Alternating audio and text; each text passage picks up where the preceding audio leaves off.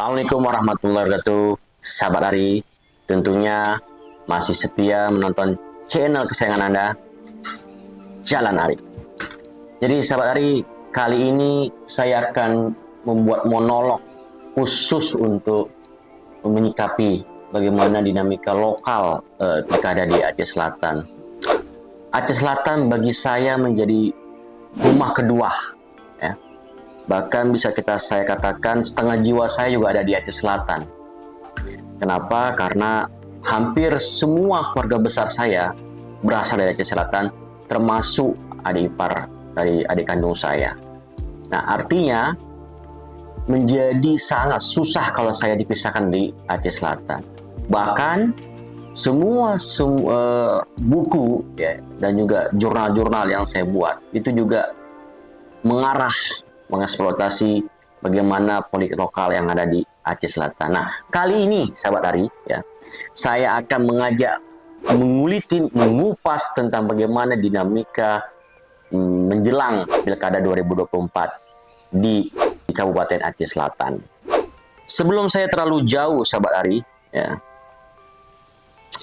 ada hal yang ingin saya jelaskan terlebih dahulu, bahwa tangkapan saya ini dari rangkaian informasi dan data yang saya collecting, yang saya cermati, kemudian saya analisis, baik berbasis data monitoring media, baik berbasis data observasi maupun rujukan dari sumber-sumber yang dapat dipercaya. Ketika kita berbicara pilkada di Aceh Selatan, saya melihat Aceh Selatan ini satu kabupaten yang unik, ya, kabupaten yang memang berbeda dengan kabupaten lainnya, karena secara kesukuan dia heterogen, ya. Bahkan dia dibagi menjadi beberapa wilayah. Labuan Bajo Raya secara teritorial, ya, Klut Raya, ya, terus Sama-Dua Meke, ya, maupun Tapak Tuan. Nah, yang ingin saya tekankan, ya, Aceh Selatan memiliki satu esensi yang sangat dipengaruhi oleh keberadaan ulama, sangat dipengaruhi oleh esensi dari keberadaan elit politik, ketokohannya, ya. Bahkan pengaruh-pengaruh kultur itu juga masih relevan untuk mempengaruhi daya pilihan pemilih di masyarakat Aceh Selatan. Jadi kalau mau main di dalam alunan pilkada di Aceh Selatan, itu harus bisa menguasai ulama, ketokohan yang baik, teritorial wilayah yang sangat mumpuni, kapasitas, dan juga tentunya modal uang yang juga harus besar untuk bisa menjadi seorang bupati di Aceh Selatan, ya. Bahkan saya juga menarik ketika bicara tentang Aceh Selatan karena ada istilah karakteristik politik di Aceh Selatan dengan istilah yang pernah saya tulis dalam tulisan saya tentang politik liko di Aceh Selatan. Jadi politik liko di Aceh Selatan itu diartikan sebagai ada bahasa peribahasa yang mengatakan liko pulau pusing pelumat, haba mangat di Sama-Dua. Jadi peribahasa ini mencerminkan kurang lebih bahwa bagaimana strategi jurus melingkar dalam berpolitik, jurus seninya orang Aceh Selatan itu sangat betul-betul memiliki cara perlakuan yang berbeda, yang memang tidak bisa disamakan dengan wilayah pesisir umpamanya, ya. Kenapa? Karena tadi cara berpolitiknya memang sangat membuat orang kagum, ya, sangat membuat orang menikmati, ya.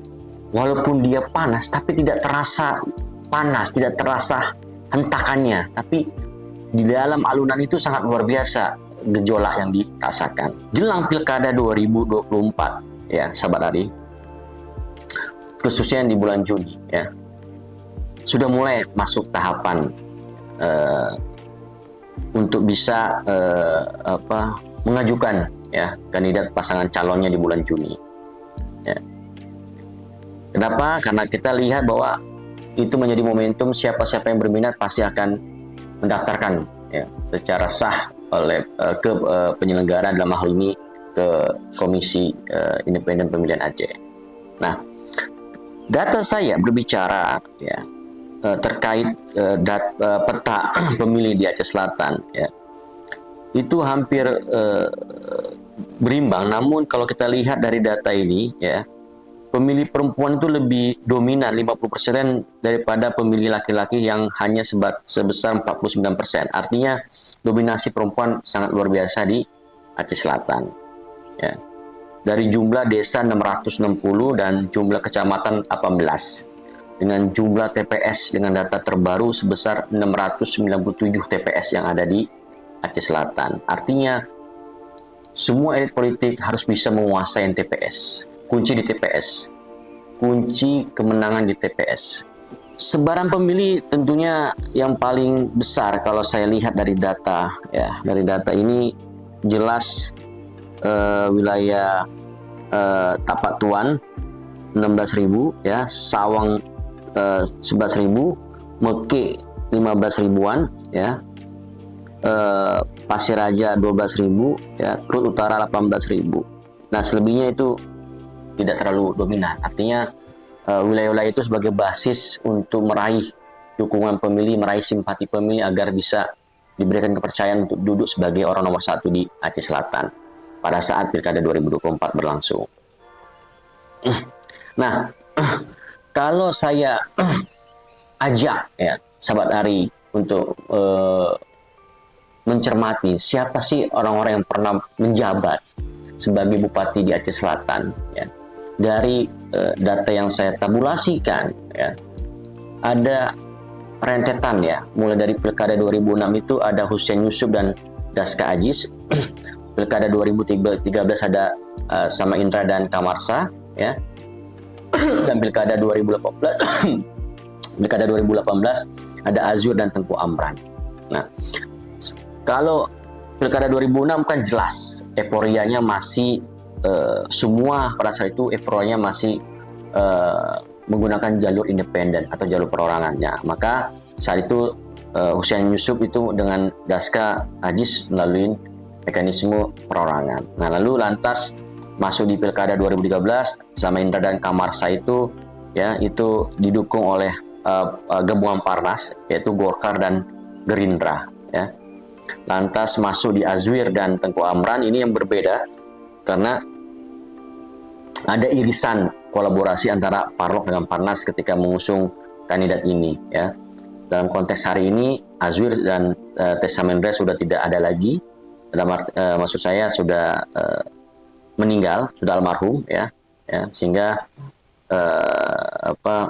ketokohannya menjadi sangat menarik untuk melihat, mencermati siapa sih orang yang pas untuk bisa menyaingin pasca tidak ada lagi kedua orang yang memang punya pengaruh kuat di kota Pala itu. Nah, jadi kalau kita lihat, kita baca Pilkada 2018 itu keunikan di dalam Pilkada ini, kolaborasi itu menjadi satu catatan dan kemenangan bagi kandidat Azwir dan Tengku Amran. Nah, kalau saya cermatin dari jumlah kursi pada masing-masing periode di 2014-2019 itu yang memang dominan saat itu P3, PAN ya, dan Demokrat dan Partai Aceh. Demokrat 5, Partai Aceh 5 ya, PAN 3, P3 3.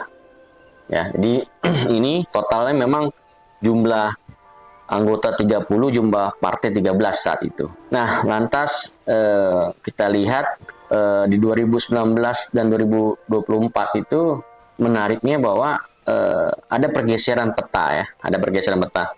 Kalau PKB di 2019 ya, itu sebesar 1 kursi, lantas naik 2 kursi, Gerindra jadi 1 jadi 2, PDIP yang awalnya ada kursi hilang kursi ya, Golkar juga hilang ya, Nasdem juga bertambah jadi dari 2 jadi 3, P3 dari 3 turun 1 kursi tinggal 2 ya, dalam konteks 2024 ya hasilnya ya.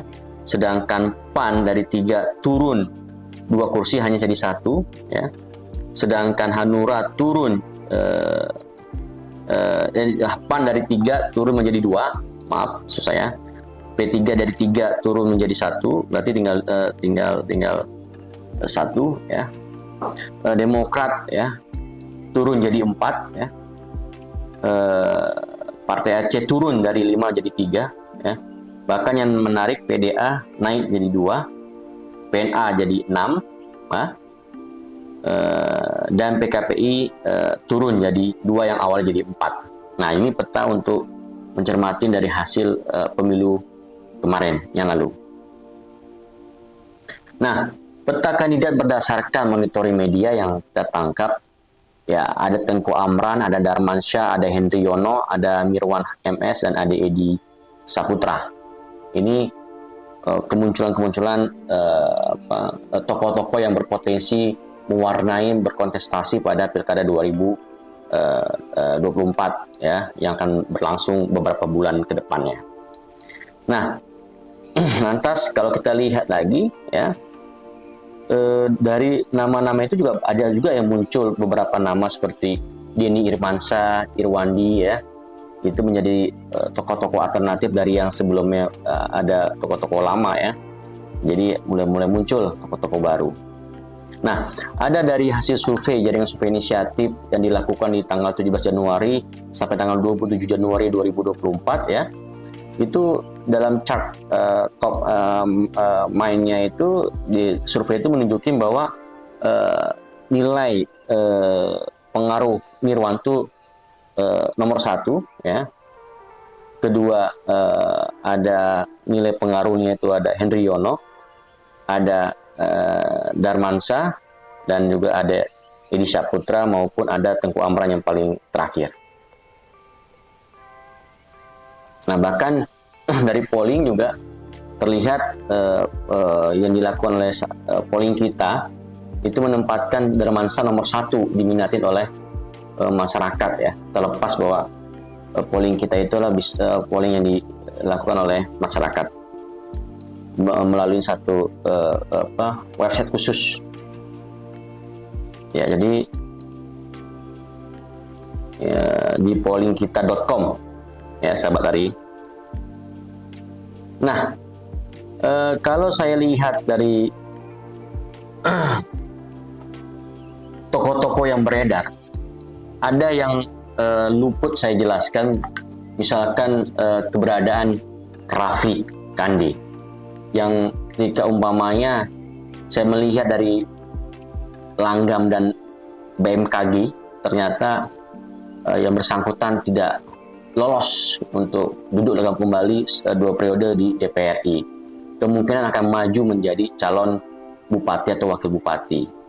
Dan saya melihat apa mungkin seorang Rafi mau turun tatah untuk mewarnai belantika perpolitikan lokal di Aceh Selatan. Nah, apalagi karakternya orang sudah banyak tahu lah bagaimana sepak terjang dia, bagaimana dia, perilaku dia, sehingga pasti ada posisi penilaian tersendiri dalam memahami karakter yang bersangkutan ini ya. Nah, kita lihat, biarkan waktu yang akan menjawab apakah dia maju atau dia akan menikmati dan kembali lagi menjadi seorang seniman. Nah, sahabat Ari, saya diskusi dengan banyak orang, ternyata ada kriteria yang diinginkan oleh masyarakat Aceh Selatan ya, tentang sosok atau kriteria bupati yang layak untuk dapat menduduki posisi menjadi orang nomor 1 ya, di bumi pala tersebut ya.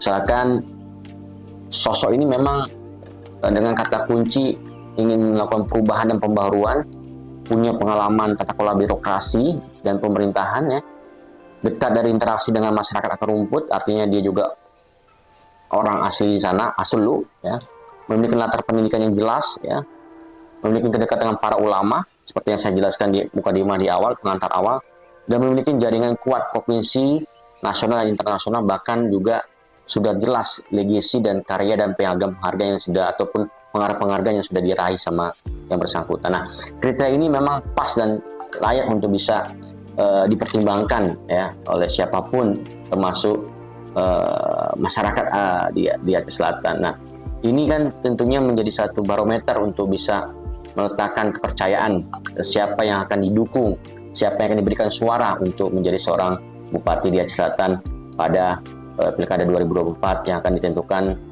di bulan November nantinya. Nah, ada hal yang memang saya ingin tegaskan di dalam konteks politik di Aceh Selatan ya. Bagaimana pengaruh keabnormalan itu juga menjadi satu hal yang unik bagi saya. Kenapa? Karena ternyata linearitas kerja-kerja politik dalam pilkada di level gubernur juga sangat mempengaruhi dalam politik lokal dimanapun kabupaten yang ada di Aceh. Selanjutnya juga pengaruh dari rezim kekuasaan di pusat yang nantinya juga akan menentukan bagaimana langgam landscape-nya politik lokal yang ada di Kabupaten Selatan. Dan juga tentunya masyarakat juga yang terpenting juga harus disadarkan dengan bagaimana pendidikan politik, bagaimana disadarkan dengan strategi voter education yang dilakukan oleh siapapun pihak yang peduli untuk bisa mencerdaskan masyarakat agar tidak salah pilih orang yang akan meletakkan fondasi dan juga melangsungkan pemerintahan yang nantinya akan menjalankan perannya untuk melayani hak dan kebutuhan publik masyarakat di Aceh Selatan. Jadi sahabat Adi, yang saya tegaskan, Aceh Selatan harus betul-betul dipahami, harus betul-betul didalami secara tersirat, harus betul-betul dilihat dengan cara sudut pandang berbagai sudut dan perspektif, sehingga tidak monoton, sehingga tidak mendapatkan satu penilaian yang tunggal, tapi ada berbagai sisi yang itu akan memperkaya kasana dan melahirkan satu penilaian yang objektif, mendalam, dan komprehensif. Itu saja dari saya, monolog saya untuk membahas tentang pilkada di Aceh Selatan. Semua kesimpulan, semua hal yang dapat ditangkap oleh sahabat Ari ketika nonton channel ini, saya serahkan. Saya hanya memberikan gambaran informasi dari hasil presentasi yang saya jelaskan tentang bagaimana dinamika politik lokal di Kabupaten Aceh Selatan menjelang Pilkada 2024. Sampai ketemu lagi dengan monolog-monolog yang berbeda yang akan membuat khasanah pengetahuan bertambah, yang akan membuat sahabat Ari selalu menunggu channel ini apa konten-konten yang menarik ke depannya. Sampai ketemu lagi, selalu setia menonton Jalan Ari. Jangan lupa like, subscribe, dan share dimanapun Anda berada. Cayo, sahabat Ari.